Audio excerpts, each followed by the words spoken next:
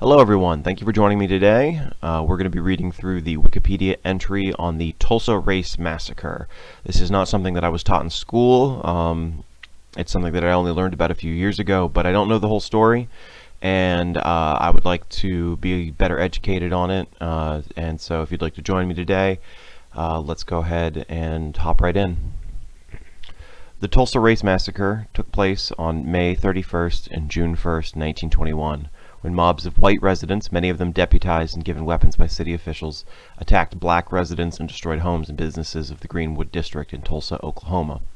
Alternatively known as the Tulsa Race Riot or the Black Wall Street Massacre, the event is among, quote, the single worst incidents of racial violence in American history, unquote. The attacks carried out on the ground and from private aircrafts burned and destroyed more than 35 square blocks of the neighborhood, at the time the wealthiest black community in the United States, known as Black Wall Street. More than 800 people were admitted to hospitals, and as many as 6,000 black residents were interned in large facilities, many of them for several days. The Oklahoma Bureau of Vital Statistics officially reported 36 dead. A 2001 State Commission examination of events was able to confirm 39 dead, 26 black, and 13 white, based on contemporary autopsy reports, death certificates, and other records. The commission gave several estimates ranging from 75 to 300 dead. The massacre began during the Memorial Day weekend after 19-year-old Dick Rowland, a black shoeshiner, was accused of assaulting Sarah Page, the 17-year-old white elevator operator of the nearby Drexel building. He was taken into custody. After the arrest, rumors spread through the city that Rowland was to be lynched. Upon hearing reports that a mob of hundreds of white men had gathered around the jail where Rowland was being kept, a group of 75 black men, some of whom were armed, arrived at the jail in order to ensure that Rowland would not be lynched. The sheriff persuaded the group to leave the jail, assuring them that he had the situation under control. A shot was fired, and according to the reports of the sheriff, all hell broke loose, unquote.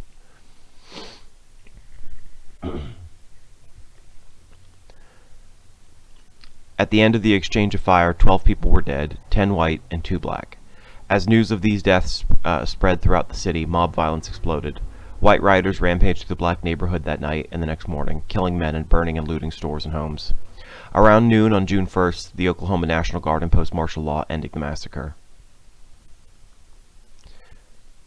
About 10,000 black people were left homeless, and property damage amounted to more than $1.5 million in real estate and $750,000 in personal property, equivalent to $32.65 million in 2020. Many survivors left Tulsa, while black and white residents who stayed in the city largely kept silent about the terror, violence, and resulting losses for decades. The massacre was largely omitted from local, state, and national histories.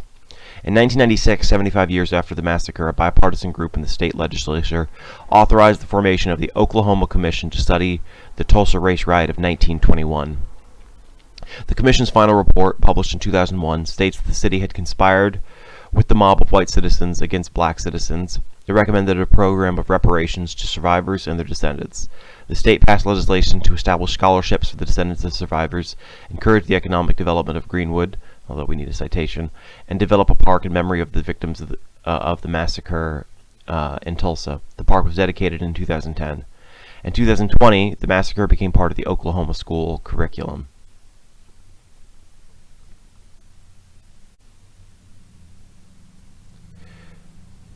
In 1921, Oklahoma had a racially, socially, and politically tense atmosphere.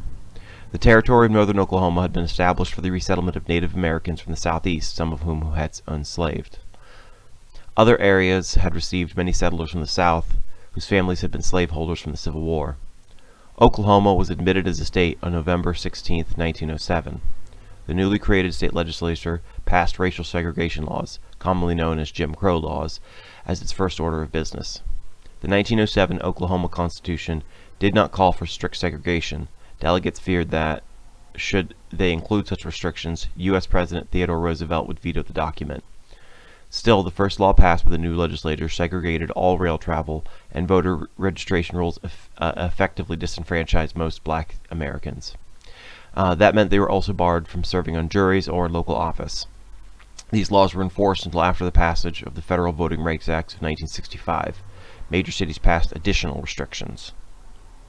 On August 4, 1916, Tulsa passed an ordinance that mandated racial segregation by forbidding black or white people from residing on any block where 3/4 or more of the residents were members of the other race.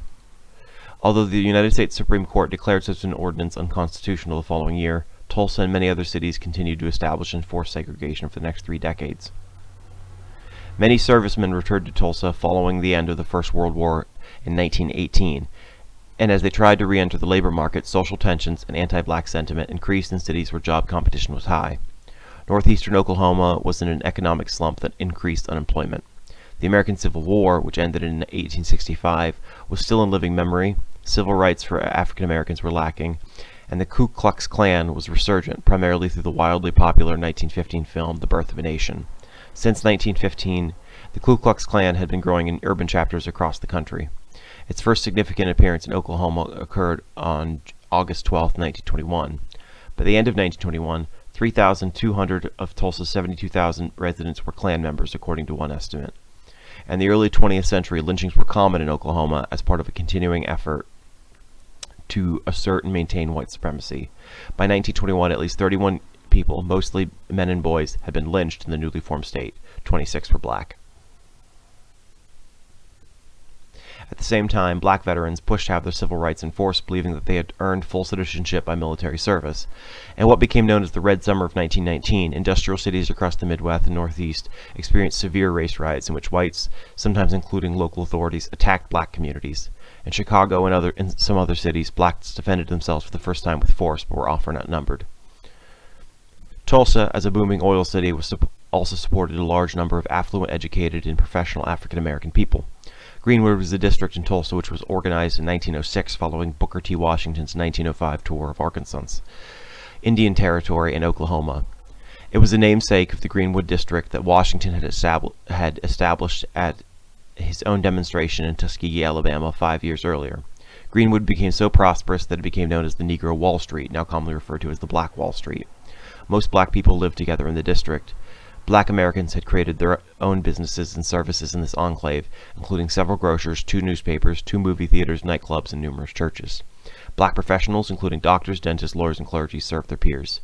During his trip to Tulsa in 1905, Washington encouraged this cooperation, economic independence, and excellence being demonstrated there. Greenwood residents selected their own leaders and raised capital there to support economic growth. In the surrounding areas of northeastern Oklahoma, they also enjoyed relative prosperity and participated in the oil boom. Monday, May 30, Memorial Day, encounter in the elevator. On 30th, 1921, 19-year-old Dick Rowland, a black shoe shiner employed at a Main Street shine parlor, entered the only elevator in the nearby Drexel building at 319 South Main Street to use the top floor colored restroom, which his employer had arranged for use by his black employees. There he encountered Sarah Page, the 17-year-old white elevator operator on duty. Whether and to what extent Dick and Sarah Page knew each other has long been a matter of speculation. The two likely knew each other, at least by sight, as Rowland would have regularly ridden in Page's elevator on his way to and from the restroom. Others have speculated that the pair might have been interracial lovers, a dangerous and perhaps deadly taboo then. What happened in the elevator is anyone's best guess. A clerk at Renberg's, a clothing store on the first floor of the Drexel, heard what sounded like a woman's scream, and saw a young black man rushing from the building. The clerk went to the elevator and found Page in a distraught state.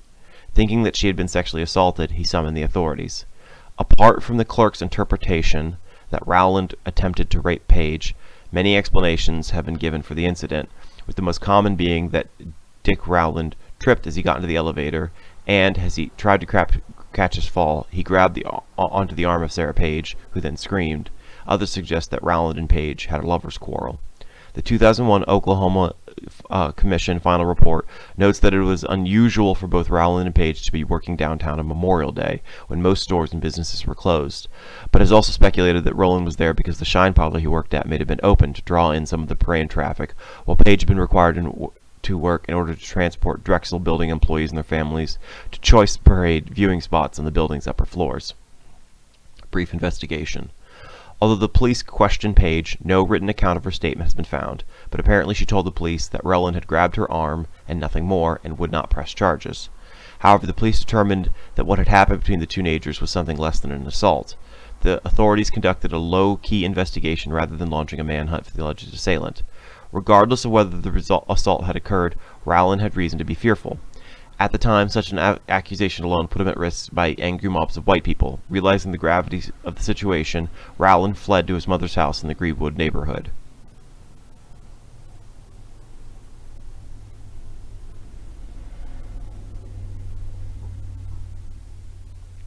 Tuesday, May 31st. Suspect arrested.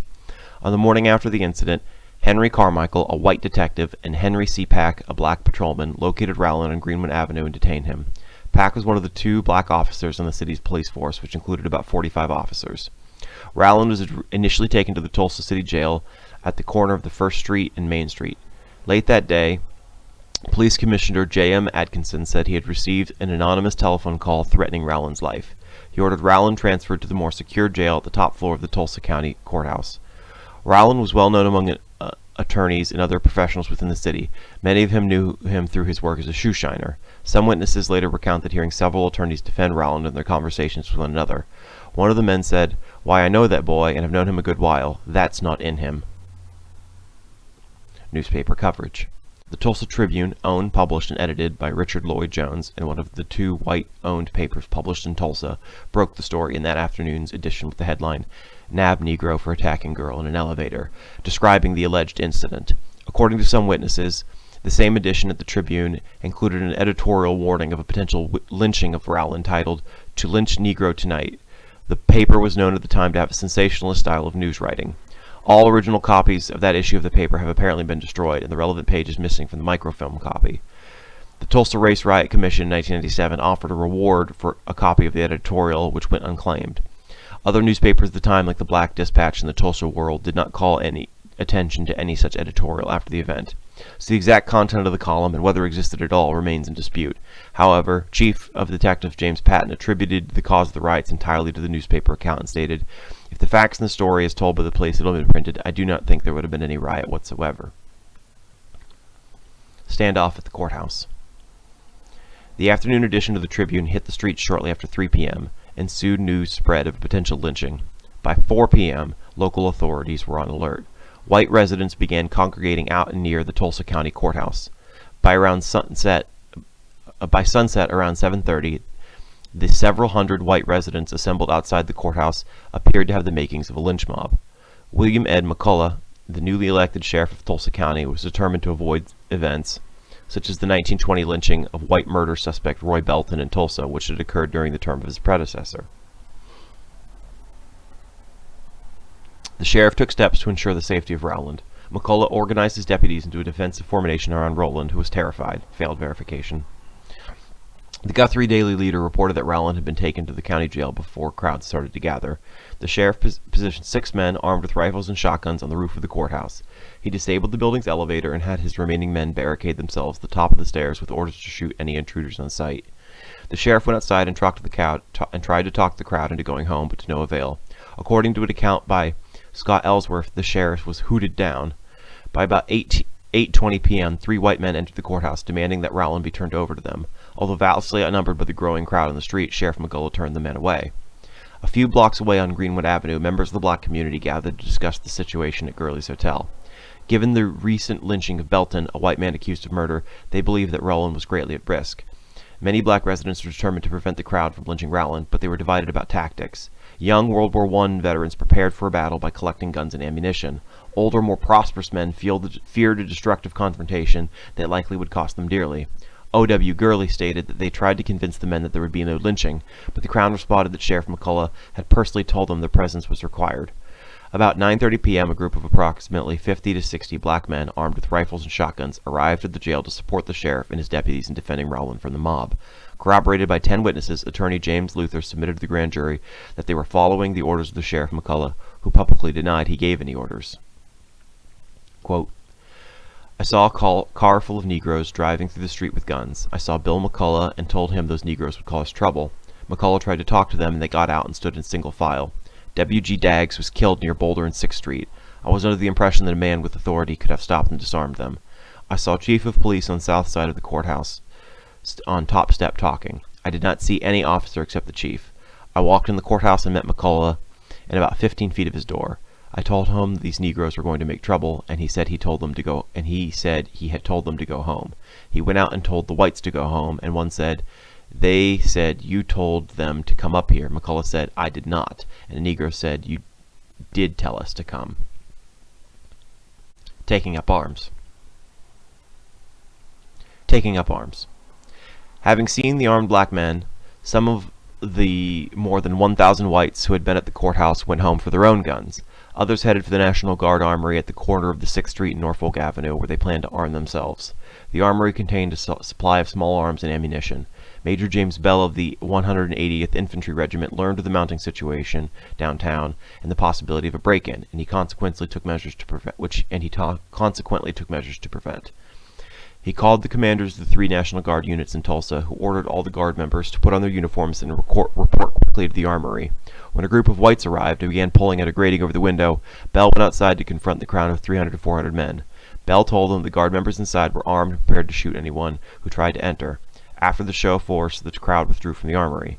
At the courthouse, the crowd has swollen to nearly 2,000, many of them now armed. Several local leaders include Reverend Charles W. Kerr, pastor of the First Presbyterian Church, tried to dissuade mob action. Chief of Police John A. Gustafson later claimed that he tried to talk the crowd into going home. Anxiety on Greenwood Avenue was rising. Many black residents worried about the safety of Rowland. Small groups of armed black men ventured toward the courthouse in automobiles, partly for reconnaissance and to demonstrate that they were prepared to take necessary action to protect Rowland. Many white men interpreted these actions as a, quote, Negro uprising, unquote, and became concerned. Eyewitnesses reported gunshots presumably fired in the air, increasing in frequency during the evening. In Greenwood, rumors began to fly, in particular a report that whites were storming the courthouse. Shortly after 10 p.m., a second larger group of approximately 75 armed black men decided to go to the courthouse. They offered the support to the sheriff, who declined their help. According to witnesses, a white man is alleged to have told one of the armed black men to surrender his pistol. The man refused, and a shot was fired. The first shot might have been accidental or meant as a warning. It was a catalyst for an exchange of gunfire. Violent outbreaks. The gunshots triggered an almost immediate response, with both sides firing at each other. The first battle was supposed to last a few seconds or so, but took a toll as 10 whites and 2 black men lay dead or dying in the street. The black men who had offered to provide security retreated towards Greenwood. A rolling gunfight ensued. The armed white mob pursued the black contingent toward Greenwood, with many stopping to loot local stores for additional weapons and ammunition.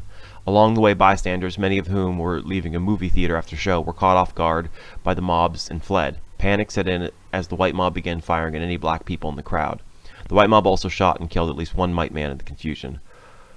According to the Oklahoma Historical Society, some in the mob were deputized by police and instructed to, quote, get a gun and kill a nigger, unquote.